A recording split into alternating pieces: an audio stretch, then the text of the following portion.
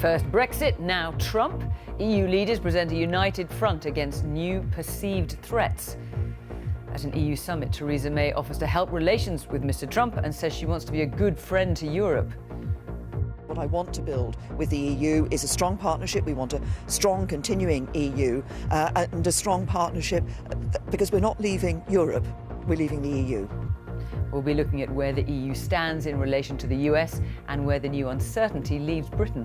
Also tonight, a serving Royal Marine pleads guilty to stockpiling weapons for use by dissident Republicans.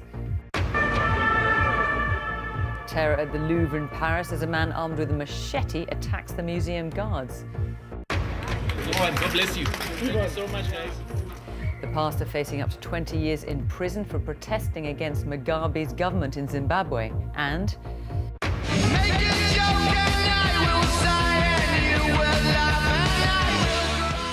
the original headbanger bows out. We speak to Ozzy Osbourne as Black Sabbath bring an end to half a century of metal. And here in the south, the RMT union has agreed to take part in fresh talks with Southern Railway. And running out of time, the woman being prevented from leaving Dubai to come home for urgent cancer treatment.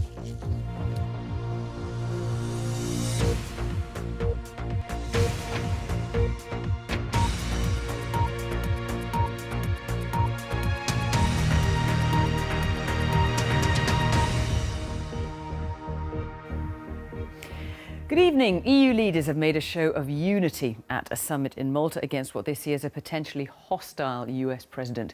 Donald Trump has previously praised the UK for voting for Brexit. Today, EU leaders declared the importance of a strong Europe in the face of a newly uncertain relationship with America. Theresa May offered to act as a bridge with the US following her visit to Washington, though one EU leader responded, "It's impossible to build bridges with the US when communication is done mostly on Twitter." Our deputy political editor John Pienaar's report from Malta contains some flashing images.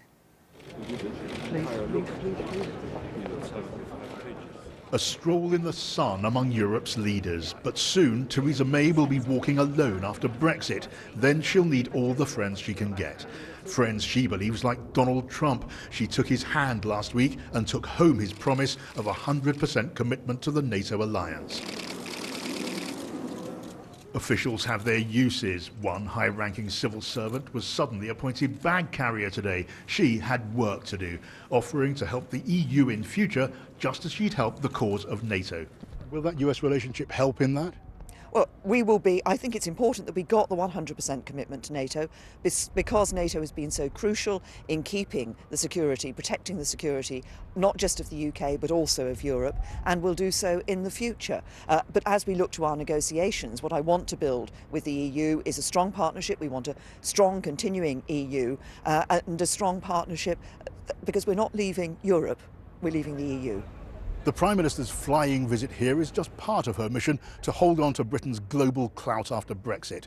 Theresa May's hope, by showing she can deal with Donald Trump and get results, she'll get a better Brexit deal from EU leaders, who may look to her to help fight Europe's corner with the new president. But like so much of Theresa May's plan for Brexit, it won't be easy. Theresa May's welcome was warm enough at this informal summit, though she could be forgiven a few nerves. Not everyone was interested in new ways to connect with President Trump. We've got Twitter for that, one leader said. And President Hollande insisted it was France's job to develop the EU's special relationship with America after Brexit. But the EU Council President, Donald Tusk, saw a role for Mrs May and Britain. The UK can, inside Europe or outside Europe, I mean EU, not Europe, can be very helpful, and I have no doubts, also after today's discussions and what Theresa May said, I have no doubts that today we can feel some kind of spirit of solidarity. But the summit host warned the EU would fight its own corner, if necessary, against President Trump. We cannot stay silent where there are principles involved, and as in any good relationship, we will have and we will speak very clearly where we think that those principles are being trampled on. Just now, the mood's almost amicable. EU leaders took a boat ride together today, but hard negotiations to come will decide how far Britain stays aboard with Europe's future, or whether the UK is left to chart its own course alone. John Pinar, BBC News, Valletta. Well, let's talk to Damien Grammaticus, our correspondent, who's in Valletta. So, Damien, European leaders making sure they stand shoulder to shoulder over there in Malta. Yes, absolutely, Fiona. Interestingly, I was told by a source who was in there while the talks are going on that they had rarely seen so much unity amongst the EU countries in recent months. Today, they actually did, all of them, reach quite a significant agreement on trying to stop the migrant flows across the Mediterranean from Libya, just as they've done from Turkey. It's controversial because it means trying to get Libya to keep migrants in Libya. But the source said there was no argument at all. Even the difficult countries in the past, like Hungary and Poland, raised no objections. In fact, they said that this was a time for unity, not for arguments. And the reason is Donald Trump, I was told, because of the view that across in the United States now there's a president who the EU does not understand yet. They have heard him say that he supports Brexit, that other countries might follow, and that could be a wonderful thing. EU leaders want a close relationship with the United States but are unsure about what's going on. So they very much welcomed Theresa May when she said she wanted a united and strong Europe, and she had delivered that message to Donald Trump. What does that mean, though? I think good atmospherics doesn't necessarily translate into prospects for Brexit talks, because at the same time we had Francois Hollande delivering a message to Donald Trump saying don't get involved. EU leaders very much signalling their priority is preserving their cohesion, and that comes for Brexit talks too. Damien Grammaticus in Valletta, thank you. A Royal Marine Commando from Northern Ireland has pleaded guilty to stockpiling explosives and making bombs. 31-year-old Kieran Maxwell was arrested last year after police found 2 arms dumps in County Antrim. Unknown to the Marines, while serving, he had also been preparing for acts of terrorism, including compiling a list of targets to be used by dissident Republicans. Our Home Affairs correspondent Daniel Sanford has the story, and his report contains some flashing images. He was a member of the UK's elite Royal Marines Unit 40 Commando, having passed the gruelling 32-week training course. But today, Kieran Maxwell admitted that during all his 5 years in the Marines, he was also preparing for terrorism, building up hidden stockpiles of explosives, weapons and ammunition. He grew up in Larne, some 20 miles north of Belfast, a largely unionist town with some strong loyalist paramilitary links. A BMX fan who came from a Catholic family, as a teenager, Kieran Maxwell was on the fringe of Irish Republican activity in the town. It was the early 2000s, a time of widespread attacks by loyalists. Kieran Maxwell himself was badly beaten up and ended up in hospital in Belfast with a fractured skull. But in his mid-20s, despite his background, he joined the Royal Marines, posting this footage of his training on social media. Some politicians now worry that there was a failure to adequately check his past or to monitor who he was mixing with on his trips back home. Once he was in the Marines and had access to all of the training and the weaponry, there appears to have been no attempts to make sure that he wasn't using the opportunities that were available to him to help terrorists in Northern Ireland. Then last spring, police in Northern Ireland uncovered 2 arms dumps near Larne in a country park and a remote forest. Hidden in plastic barrels in the woods were, among other things, claymore mines capable of killing several people, pipe bombs, ammunition and an armour-piercing mortar. It was the most significant arms cache found in Northern Ireland in recent years, but it was the 2 Claymore anti-personnel mines, clearly stolen from the British Armed Forces, that caused the greatest alarm. The Claymores led detectives to Kieran Maxwell's barracks in Somerset. Searches of woods near his Devon home uncovered electronic components and notes on making bombs. It was clear to police that they'd found a serving Royal Marine involved in dissident Irish Republican terrorism, a man who'd compiled a list of possible targets and got hold of a Northern Ireland police uniform. though security sources say he may have been a bit of a lone wolf. Daniel Sanford, BBC News, Larne. An Egyptian man armed with a machete has been shot and wounded after he attacked guards at the world-famous Louvre Museum in Paris. Hundreds of tourists were in the building at the time. The attack is being treated as a terrorist incident, as Johnny Diamond reports.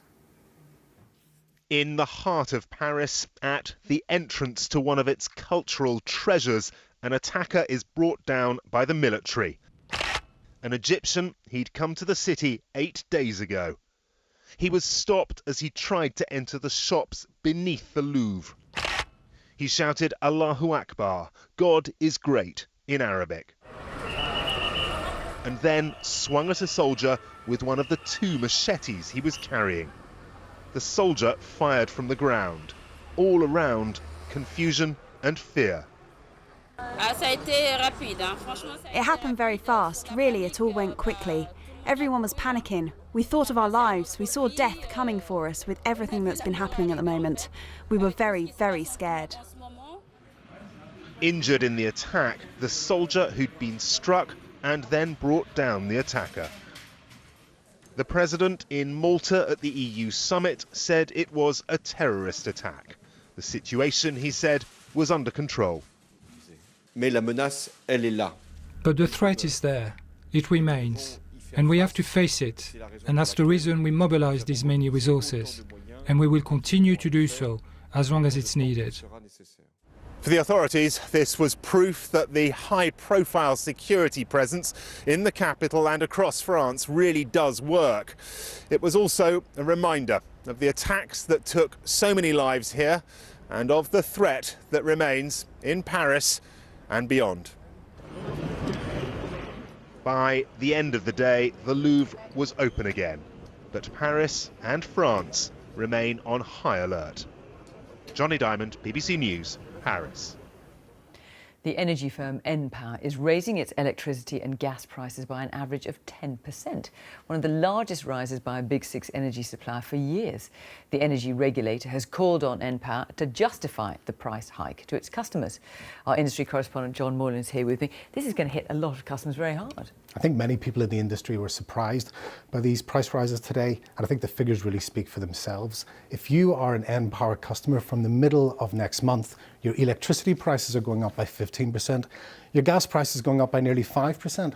That means if you're a dual fuel customer and you get both gas and electricity, you're going to be paying almost 10% more in the year ahead, and that accounts to about £109 extra on your bill this year.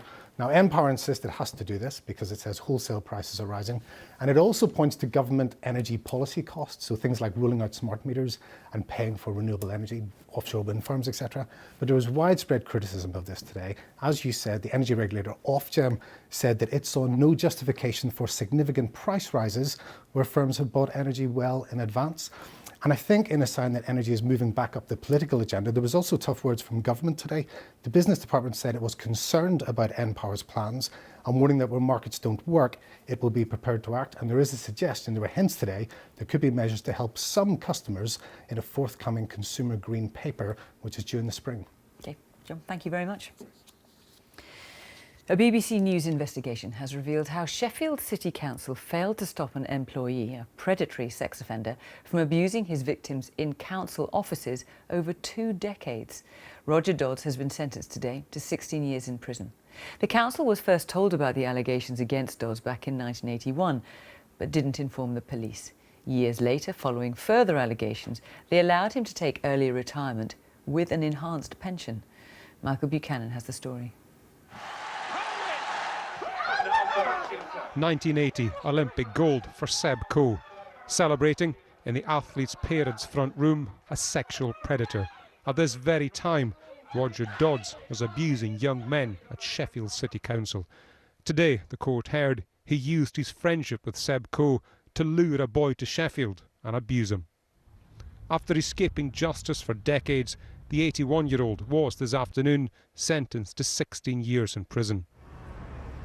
In the 1970s, Dodds used to work here, giving grants to Sheffield students.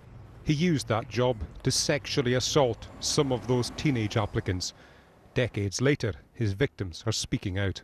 Very gradually, his left hand started to feel its way towards my right jeans pocket, and ever so really slowly go in the direction of my genitals.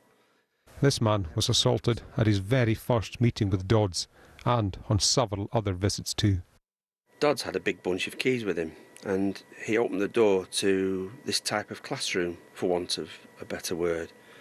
I went in front of him, and I remember turning round and looking at Roger Dodds with his big bunch of keys, locking the door. And that was horrifying. In 1981, a raft of allegations were made against Roger Dodds.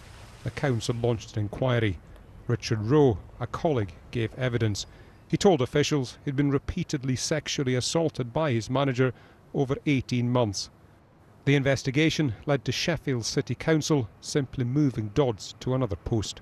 This job, whilst based in the department, it regularly took him out to schools. And once I found that out, I was horrified. The new job gave Dodds unregulated and unsupervised access to schools. A decade later, in 1993, Kenny Dale, another council employee, was assaulted by Roger Dodds. Kenny complained. The council acted. Unbelievably, they gave Dodds early retirement with an enhanced pension. The council are so responsible. They allowed it to happen. Everyone knew, everyone in the council knew, but they chose to do nothing about it. In 2008, 3 victims told police about Dodds' abuse. The Crown prosecution chose not to charge him, but Sheffield City Council ordered an internal inquiry. We've learned the report concluded the council was complicit in allowing Dodds' decades of abuse. Despite the fact that this happened more than a quarter of a century ago, we have accepted responsibility and do not seek to defend the indefensible. Such a good friend. Such a good friend. Roger Dodds' victims have become friends in adversity, but given the number of young men who pass through Dodds' office, few believe they're the only ones harmed by a sexual predator protected by his employer. Michael Buchanan, BBC News, Sheffield. Fighting between Ukrainian government forces and Russian-backed rebels in eastern Ukraine has escalated, with some of the worst violence for 2 years. Both sides in the conflict have accused each other of attacking civilians. The focus of the clashes has been the government-controlled city of Avdiivka, 10 miles from the rebel-held city of Donetsk. Tom Burge is in Avdiivka and sent this report. A wait for food, part of their perpetual nightmare of war. But for thousands, the city of Avdiivka is still their home. It's now the epicenter of the worst fighting in eastern Ukraine in 2 years. She says she sits at home trembling when the nighttime routine of heavy shelling begins. Today we met Valentina. Still in shock, her daughter was killed in the shelling last night. She still hadn't told her 9-year-old grandson. The child still doesn't know his mother has gone, and I don't know how to tell him. Who was firing, asked the dead woman's cousin. Who is responsible for eastern Ukraine being covered in blood? We found Elena's husband clearing up the family's apartment where his wife was killed. The reality is most of the civilians living in this city, just a short distance from the front line in that direction, you can hear the fighting now, have nowhere else to go. They're stuck here, stuck in the madness of the conflict in eastern Ukraine. It's why a woman, an innocent woman, died last night. There in the same apartment block was a British journalist. Freelancer Christopher Nunn was badly injured to the head. We met the Ukrainian army doctor that treated him. He had injured face and injured eye. I think a fragment of rocket go into his eye. He is lucky. Because he didn't die. They're treating the injured and receiving the dead at Avdiivka's tiny hospital every day. The Ukrainian army, which holds the city, is fighting Russian-backed separatists. Ukraine and Russia both blame each other for the increase in violence. Civilians have also been killed in the separatist-held city of Donetsk. Russia claims the authorities here, which it supports, are in a battle for independence. But there's clear evidence the conflict which has ruined cities like Avdiivka has been fueled by Russia. and countries like Britain accuse Moscow of violating the sovereignty of Ukraine. War here has a familiar feel, but things could now once again spiral out of control. Tom Burridge, BBC News in eastern Ukraine. Is President Trump heralding a new age of foreign policy by tweet? Today, he extended economic sanctions on Iran after he sent an early morning tweet warning that Iran was playing with fire over their ballistic missile test. The foreign minister of Iran then tweeted himself. He said, "Iran unmoved by threats as we derive security from our people." Well, let's talk now to our North America editor, John Sopelou, who's at the White House. John, so a pretty hostile Twitter exchange. Is it likely to result in any actual action? Well, we've heard that there are sanctions that have been imposed, probably far tougher than Barack Obama would have done when he was president. And that has pleased Donald Trump's Republican base, showing that he is being tough on Iran. Swift action is what a lot of people had demanded. But if you cut through the noise, what he's also doing is he's not doing anything that jeopardizes the Iran deal, which he said was the worst deal that the US had ever made. That stays in place. And if you look at a couple of other things as well, there is an air of normalcy amidst all the disruption. So we were just hearing that report from Ukraine. The US ambassador to the UN said yesterday sanctions would have to remain in place against Russia because of the situation in Ukraine and Crimea. And we also saw a statement from the White House last night saying that cautioning Israel against building more settlements in the West Bank. Not the blank check that Israeli hoped they would get. Say it very quietly, there are bits of common ground between the foreign policy of Donald Trump and Barack Obama. John Sopelou at the White House, thank you.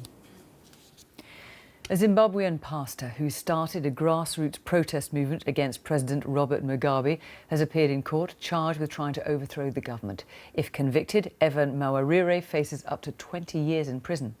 It comes as President Mugabe prepares to celebrate his 93rd birthday with a lavish party against a backdrop of economic hardship, as our Harare correspondent Shingai Nyoka reports.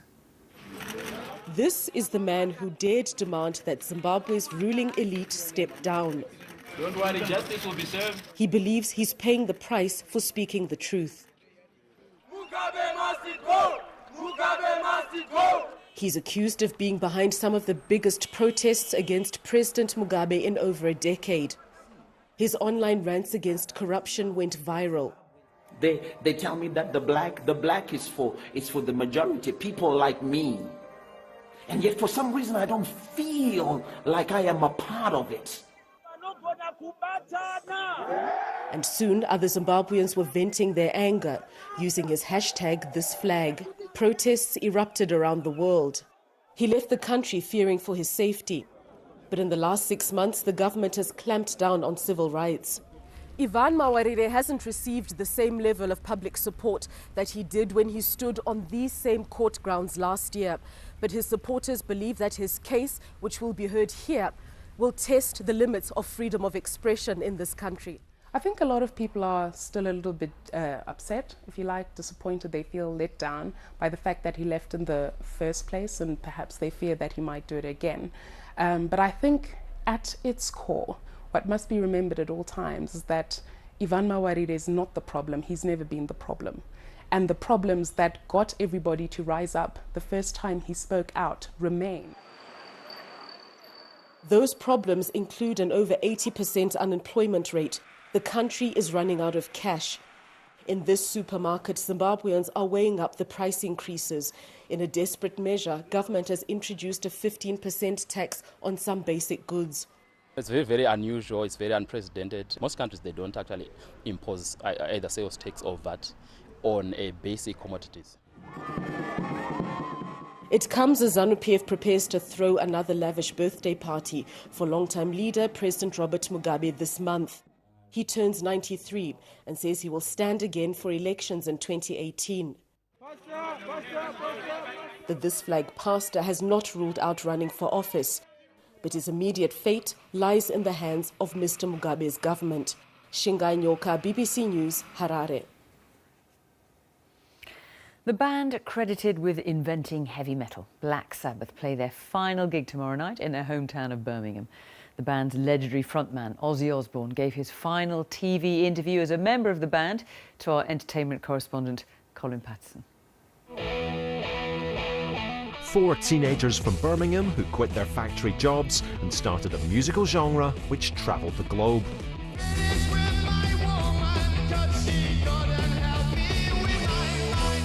Without Black Sabbath, there would be no heavy metal, but from tomorrow night and one final hometown gig, there will be no Black Sabbath. If I'm being honest, utterly excited and kind of devastated. It's unbelievable.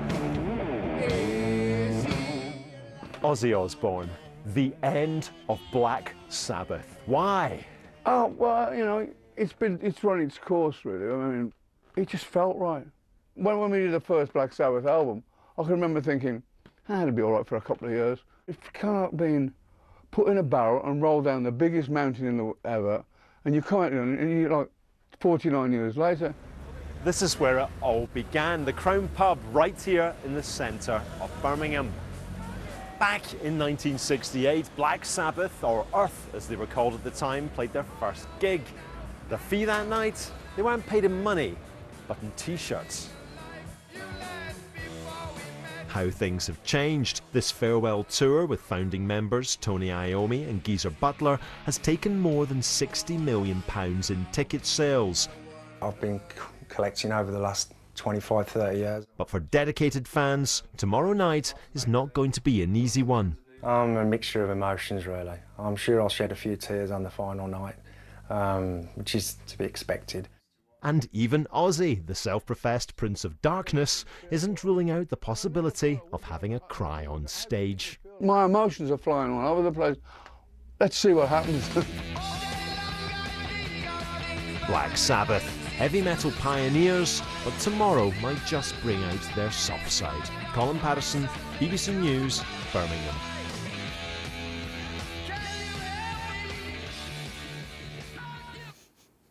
That's it. Now on BBC One, it's time for news where you are. Bye-bye.